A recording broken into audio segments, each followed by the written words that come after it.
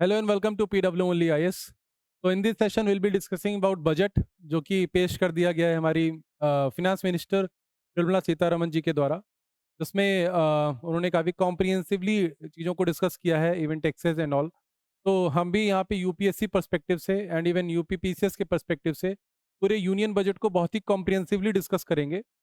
ये video basically आपके 3 parts में आएगा। पहले पार्ट्स में हमने बजट के सारे components including NCERT as well उसको डिस्कस किया है, static plus current affairs. Second part जो होगा वो टैक्सेस के ऊपर होगा कि काइंड ऑफ टैक्सेस और स्पेशली जो यूपीएससी जिस तरह के क्वेश्चन पूछ सकता है, लाइक प्रोपोर्शनल टैक्स क्या है, प्रोग्रेसिव टैक्स क्या है। तो इन सारे टैक्सेस को विद ग्राफ हमने डिस्कस किया है।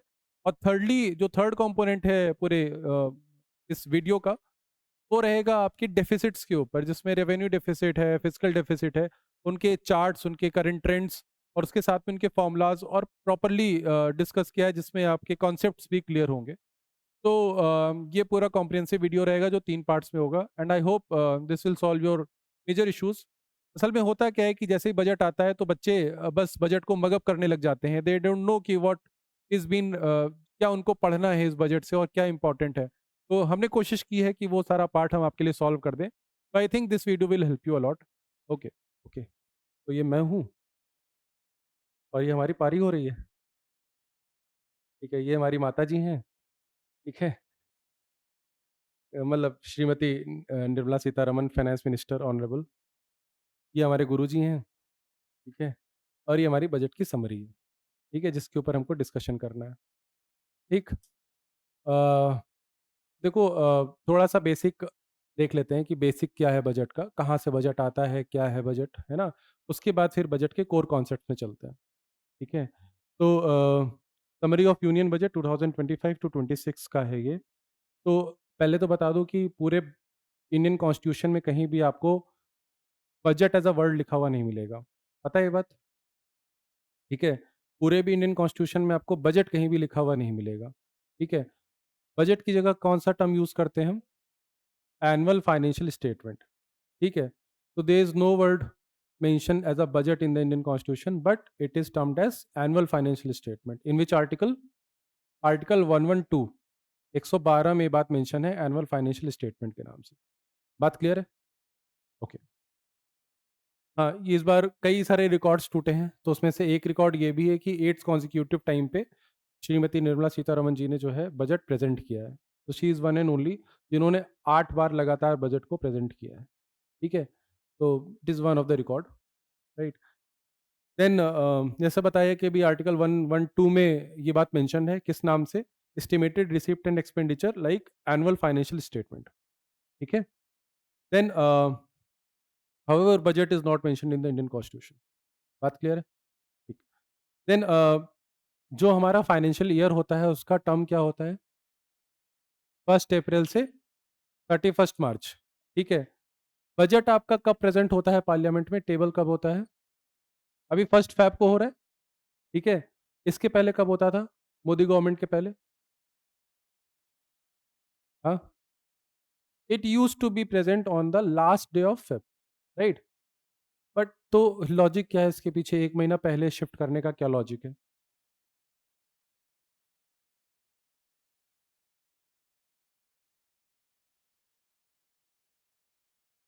और बताइए। देखो, मेरी क्लास में बैठो, थोड़ा दिमाग के चक्षु खोल के बैठो एकदम। ठीक है?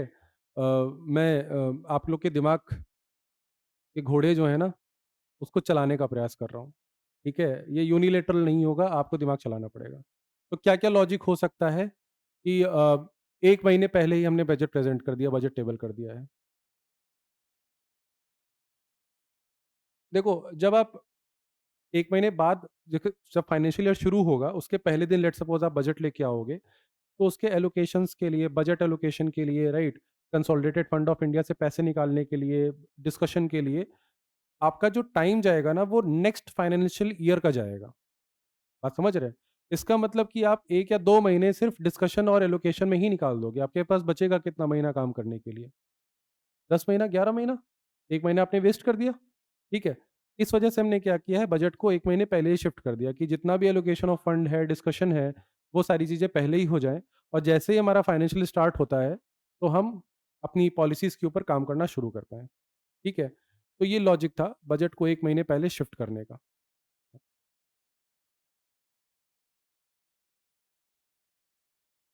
टाइम जा रहा था ना उसमें।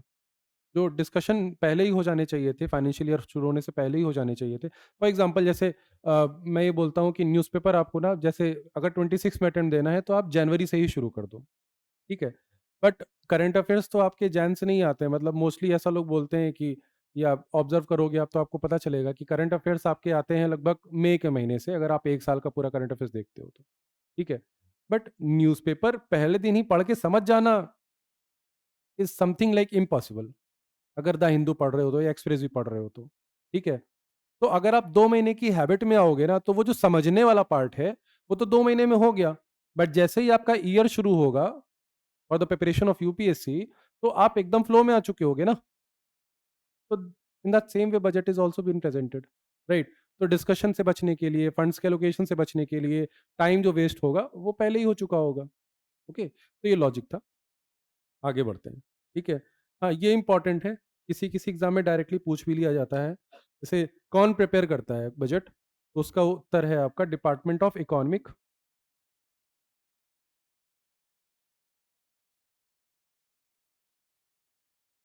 Department of economic affairs, ministry of finance, ठीक है?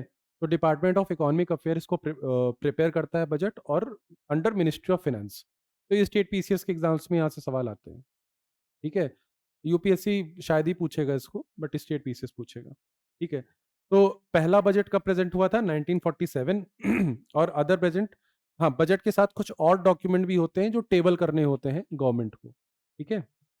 वो कौन-कौन से डॉक्यूमेंट्स हैं एक बार देख लेते हैं। एनुअल फाइनेंशियल स्टेटमेंट वही आपका बजट 112 आर्टिकल में मेंशन है और डिमांड्स फॉर ग्रांट, तो ग्रांट्स की डिमांड करते हो आप, राइट? इंडिया के पास कितने तरह के फंड्स होते हैं इंडियन गवर्नमेंट के पास? हाँ, 4 कह रही हैं मैडम। कितने होते हैं?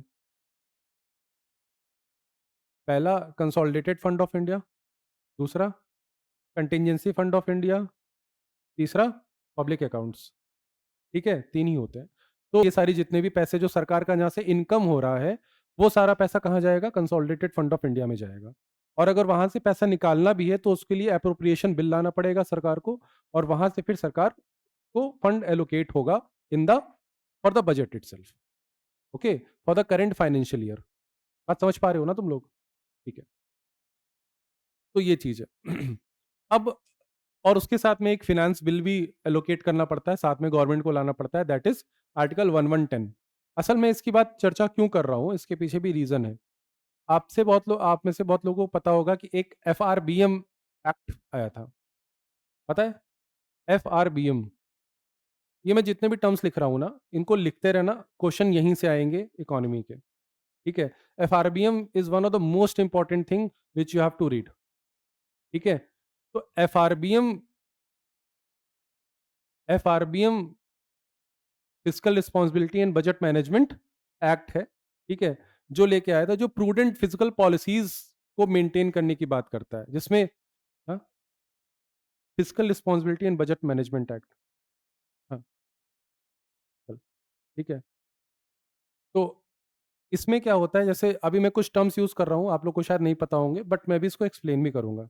जैसे fiscal deficit, FISCAL, fiscal deficit, ठीक है? अगला है रेवेन्यू डेफिसिट, अगला है आपका रेवेन्यू डेफिसिट। तो इसको ना टारगेट करके एक लिमिट तक लाने की बात की थी सरकार, इस कमिटी ने, इस पर्टिकुलर ऑर्गेनाइजेशन जो समिति बनी थी, ठीक है? इस एक्ट में इसको इसको टारगेट करने की बात की थी। फिस्कल डेफिसिट के लिए टारगेट दिया था लगभग 3% का। आपको 3% तक फिस्कल डेफिसिट को लेके आना है। अभी परेशान मत हो, फिस्कल डेफिसिट मतलब बस इतना समझो, उधार। अभी आपको पूरा समझाऊँगा फिस्कल डेफिसिट क्या होता है, कैसे कैलकुलेट होता है, ठीक है? रेवेन्यू डेफिसिट भी एक तरह का उधार है, ठीक है? जो कि लिमिट करने की बात की थी एफआरबीए में 0% के आसपास, ठीक है? ये टारगेट थे, रिवाइज़ होते रहते हैं। अब ऐसा होता है ना कि टारगेट अचीव नहीं हो पाते हैं, तो टारगेट को रिवाइज़ कर दिया जाता है, कि इस साल नहीं अगले साल करेंगे, इस साल नहीं अगले साल करेंगे। तो जितनी भी गवर्नमेंट अभी तक आई हैं, उन्होंने यही काम किया है कि टारगेट तो अचीव नहीं कर पाए हैं, बट टारगेट को रिवाइज़ किया है हर साल। इस साल नहीं, चलो अगले साल कर लेते हैं, अगले साल कर लेते हैं, अगले साल कर लेते हैं। और उसके लिए इनको हर बार अमेंडमेंट करना पड़ता है, तो चेंजेस करते रहते हैं। तो कोई बहुत ऐसा फिक्स नहीं है, ठीक है? ओके। अब अगर आपको बजट को समझना है ना, तो हमें बेसिक्स को पहले समझना पड़ेगा। जैसे ये जो लिखा है रेवेन्यू बजट क्या है, कैपिटल बजट क्या है, तो ये ना इतना आसान नहीं है कि आप यहीं से डायरेक्ट समझ जाओगे। तो इसके लिए पूरा चार्ट प्रिपेयर करना पड़ेगा। हाँ, एक चीज़ मैं आपको दिखाना चाह रहा था इसमें, यहाँ पे क्लियर होगा ना? ये क्लियर होगा आपको, ठीक है? ये दिख रहा है? जो मैं फिजिकल डेफिसिट की बात कर रहा था, यहाँ पे आपको दिख रहा है? ठीक है? देखो, ये ना, इसको देख के डरो नहीं कोई भी, इसको देख के डरो नहीं कि आपको ये सब याद करना है। इसकी ना ट्रेंड आपको देखनी है, ठीक है? डिक्लाइनिंग ट्रेंड है या अपवर्ड ट्रेंड है या किस कर्व में है ट्रेंड, तो आपको ये ट्रेंड पकड़ने हैं।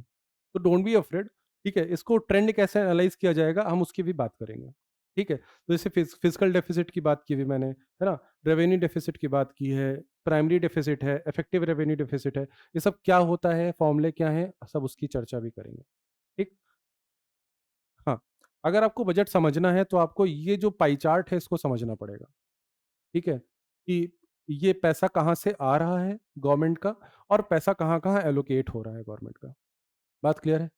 पैसा कहाँ-कहाँ से आ रहा है और पैसा कहाँ-कहाँ जा रहा है। ये डायरेक्टली आपको नहीं समझ में आएगा, ठीक है? क्योंकि यूपीएससी डायरेक्टली ये क्वेश्चन नहीं पूछेगा, यूपीएससी आपसे कॉन्सेप्ट पूछेगा इसके, ठीक है? तो वो कॉन्सेप्ट बिल्ड करने का हम लोग अब प्रयास करना शुरू करते हैं। बात क्लियर है? तो हम क्या करने जा रहे हैं?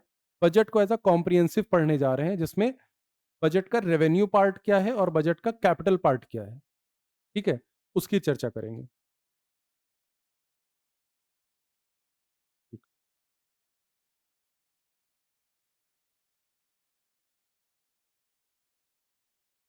अगर मैं बजट बनाऊँ यहाँ पे, ठीक है? तो इसके 2 कंपोनेंट होते हैं, ठीक है? इसके 2 कंपोनेंट होते हैं।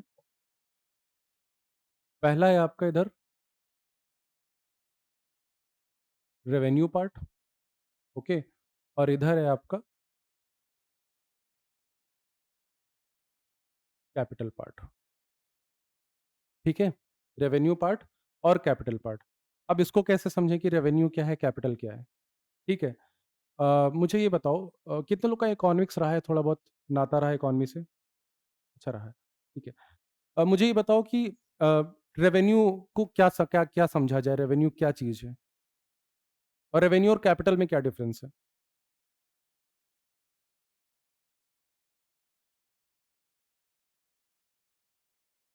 कैपिटल एसेट से। अच्छा, कैपिटल गुड क्या होता है मुझे ये बताओ? What is capital good? समझो बात को। हाँ, एग्ज़ैक्टली। इसको समझो। देखो, रेवेन्यू क्या है और कैपिटल क्या है? थोड़ा-सा ना इसमें ना अप्लाई करने का कोशिश करो। बहुत देसी भाषा में इसको समझते हैं, एकदम देसी तरीके से, ठीक है? रेवेन्यू को ऐसे समझो कि जो आपकी डेली बेसिस पे इनकम हो रही है और आपका डेली बेसिस पे एक्सपेंस हो रहा है, ठीक है? फॉर एग्ज़ाम्पल ये इंस्टीट्यूट है, मैंने क्या बोला कि रेवेन्यू पार्ट वो पार्ट है जहाँ पे डेली बेसिस पे आप कमा रहे हो और डेली बेसिस पे आप एक्सपेंस कर रहे हो, ठीक है? बात क्लियर है एकदम यहाँ तक? ठीक है। अब इस इंस्टीट्यूट का एग्ज़ाम्पल लेते हैं। Take this institute as an example कि ये एक पीडब्ल्यू इंस्टीट्यूट है, इसको रन करने के लिए डेली बेसिस पे कुछ ना कुछ तो एक्सपेंसेस लग रहे होंगे। भाई ये बिल्डिंग है तो इसका रेंट तो जा रहा होगा ना, ठीक है? यहाँ पे जो कर्मचारी, जो यहाँ पे एम्प्लॉइज़ काम कर रहे हैं, उनकी सैलरी तो जाएगी ही जाएगी। बात क्लियर है?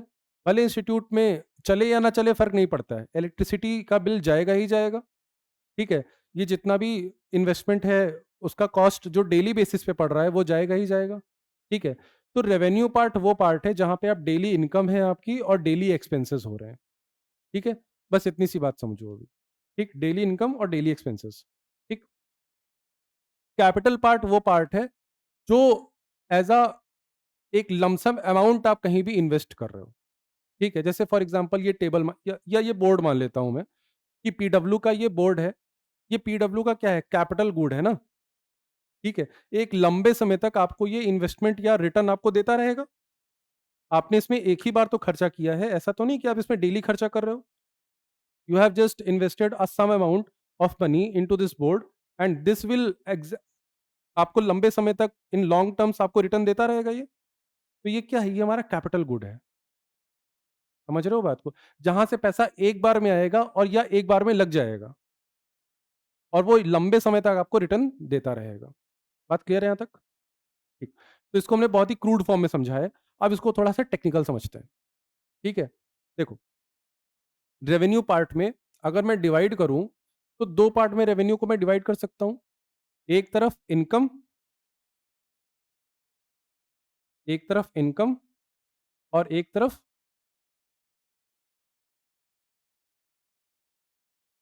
एक्सपेंडिचर।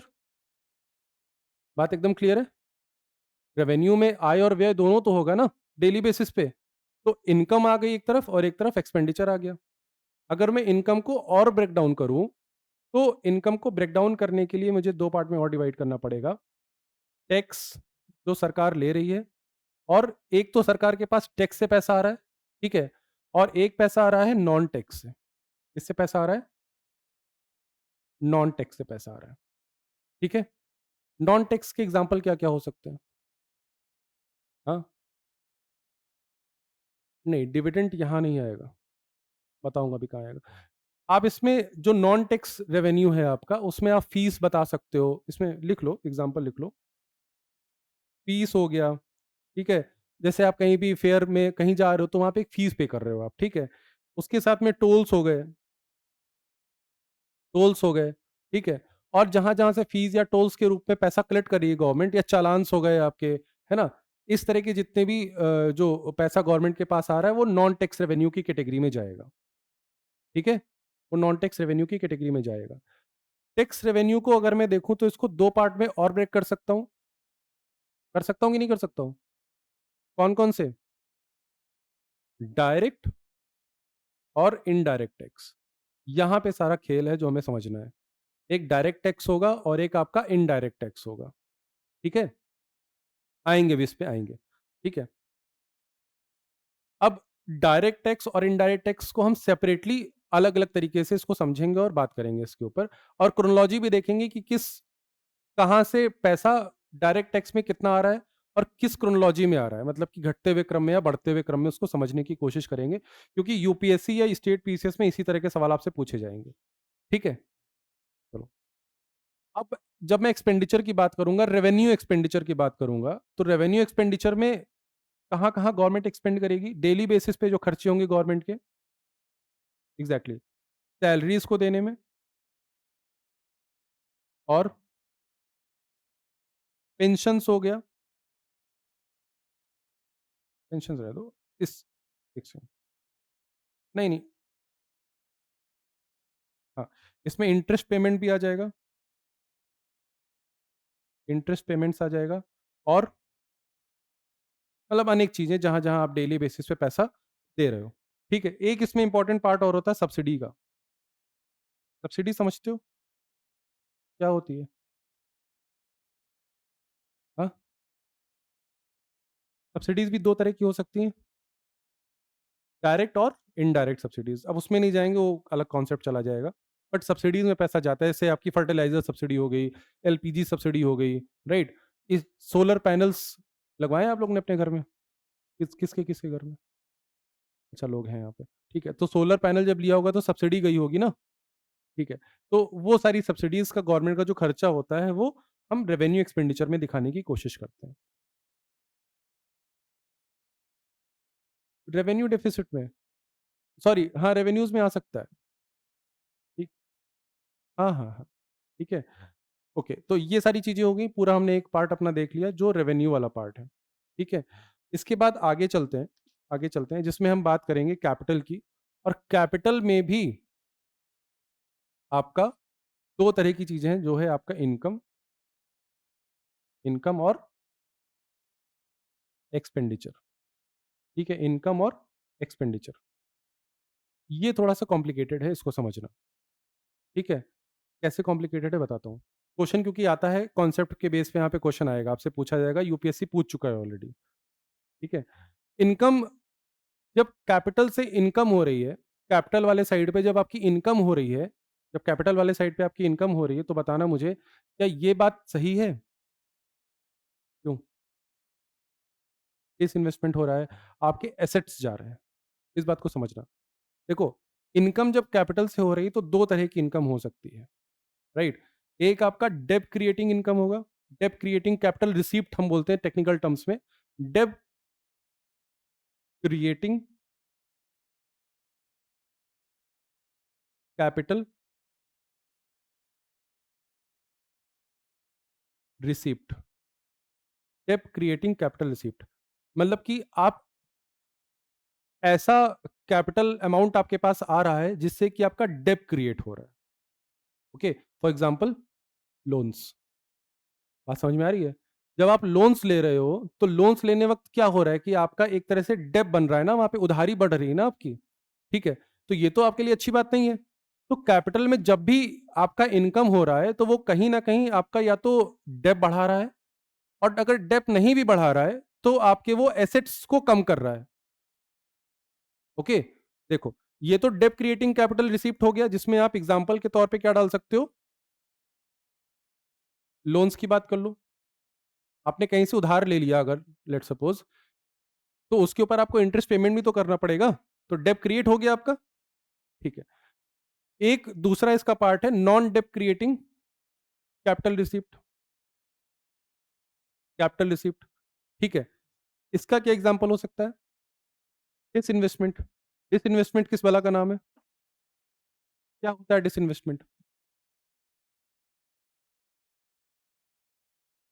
हाँ, गवर्नमेंट अपने शेयर्स को या स्टेक्स को सेल कर दे, है ना? जैसे फॉर एग्ज़ाम्पल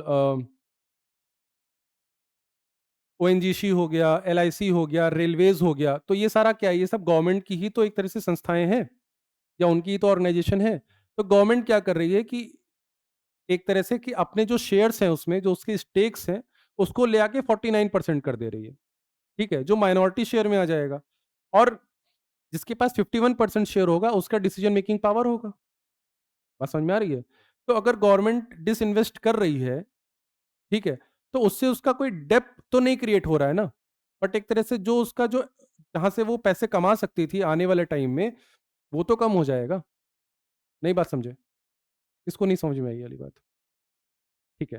देखो, फॉर एग्जांपल रेलवे का है, ठीक है? रेलवे से डेली बेसिस पे गवर्नमेंट कुछ ना कुछ अर्न कर रही है, एलआईसी से गवर्नमेंट कुछ ना कुछ अर्न कर रही है, ठीक है?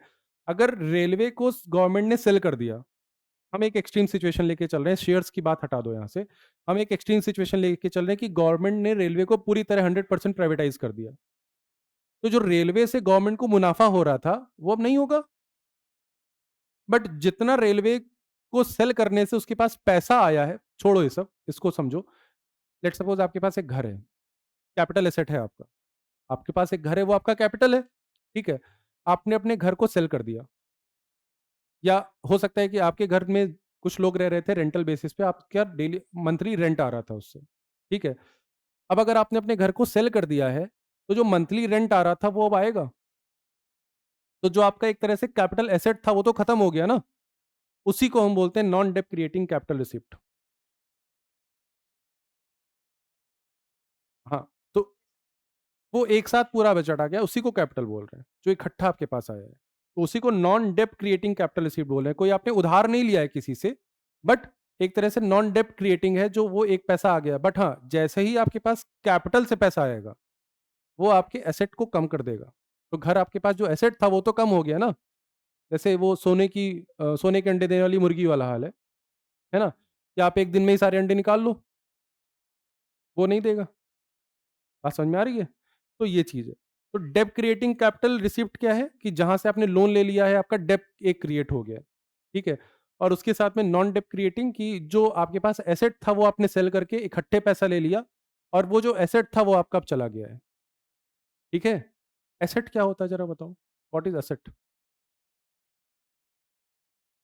एसेट हर एक वो चीज़ है जिससे आपको प्रॉफिट हो रहा है, ठीक है? एसेट हर एक वो चीज़ है जैसे पेरेंट्स बोलते हैं कि my childrens are my asset. Myth है कि सही बात है? है ना? तो वो क्यों बोल रहे हैं? क्योंकि आने वाले समय में उनको लग रहा है कि वहाँ से उनको प्रॉफिट होगा, तभी तो बोल रहे हैं ना।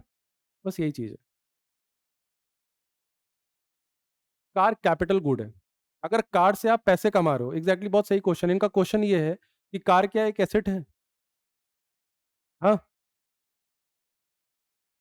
डिपेंड करता है उसका यूज़ क्या कर रहे हो आप। अगर कार से आप पैसे कमा रहे हो रेंटल बेसिस पे, तो ऑब्वियसली आपके लिए एसेट है वो, कैपिटल गुड है आपका, ओके? तो यहाँ तक बात समझ में आ गई कैपिटल इनकम। हाँ, बताइए। ग्रांट्स नहीं, ग्रांट्स इसमें नहीं आएगा, ग्रांट्स रेवेन्यू में आएगा आपका। सिक्योरिटी बॉन्ड्स वगैरह ना, वो आपका कैपिटल में ही आएगा, ठीक है? अभी बताऊँगा, उसके ऊपर चर्चा करूँगा, ठीक है? तो रेवेन्यू मतलब डेली बेसिस पे मोटा-मोटा समझे तो, और कैपिटल मतलब इकट्ठे जो एक पैसा एक साथ आ रहा है, ठीक है? तो ये इनकम वाला पार्ट क्लियर हो गया गवर्नमेंट के, कहाँ से कैपिटल में इनकम आ रहा है। अब जो एक्सपेंडिचर होगा, ये अच्छी बात है कि नहीं है? कैपिटल एक्सपेंडिचर अच्छी बात है कि नहीं है? मतलब मैं कोशिश कर रहा हूँ कि आपकी अंडरस्टैंडिंग क्लियर हो, जिससे कि जब प्रीलिम्स में क्वेश्चन टैकल करो, तो आप समझ पाओ कि वो पूछ क्या रहा है। अगर कैपिटल एक्सपेंडिचर हो रहा है, तो that is good for the economy, क्योंकि आप एसेट बिल्ड कर रहे हो। जब कैपिटल एक्सपेंडिचर करते हो, तो आप क्या कर रहे हो? एसेट बिल्ड कर रहे हो अपने लिए। क्या एसेट बना रहे हो? हाईवेज़, ओके, कोई मशीनरी कलेक्ट कर रहे हो, परचेज़ कर रहे हो, या हो सकता है कोई फैक्ट्री खड़ी कर रहे हो। तो ये सब क्या है? ये सब आपके लिए जो है एक तरह से एसेट का काम करेगा ना, लॉन्ग टर्म्स में आपको रिटर्न देगा, ठीक है? तो capital expenditure is good for the country. If country is borrowing from the other country या अदर सोर्सेज़, और वो पैसा अगर कैपिटल एक्सपेंडिचर में लग रहा है, तो दैट इज़ गुड पार्ट। तो डेफिसिट हमेशा बुरा नहीं होता है, दाग हमेशा बुरे नहीं होते हैं, ठीक है? दाग अच्छे भी हैं। तो अगर वही बात है ना कि दाग अगर खुशियाँ दे रहे हैं तो ठीक है, अच्छी बात है। तो इसका मतलब क्या है कि अगर आप बाहर से पैसा उठा रहे हो, मार्केट से बोरो कर रहे हो, और उससे आपने कैपिटल बिल्ड किया है, ठीक है? या कैपिटल एक्सपेंडिचर में एक्सपेंस किया है आपने, that is good. Long terms में आपको रिटर्न मिलेगा। फॉर एग्ज़ाम्पल कि आप लेट्स सपोज़ कि आपको एक घर बनाना था, बिज़नेस करना था, और आपने लोन लिया है, तो वो लोन बुरी बात थोड़ी है। बट आपने अगर अय्याशी के लिए लोन लिया है, तो वो फिर तो किडनी बेचनी पड़ जाएगी कुछ दिन में, ठीक है? हाँ, तो वो अलग बात है, वो अलग बात है, ठीक है? तो ये पूरा सिस्टम समझ में आ गया आपको? ये बजट है आपका, ठीक है? और बजट्स के कंपोनेंट हैं।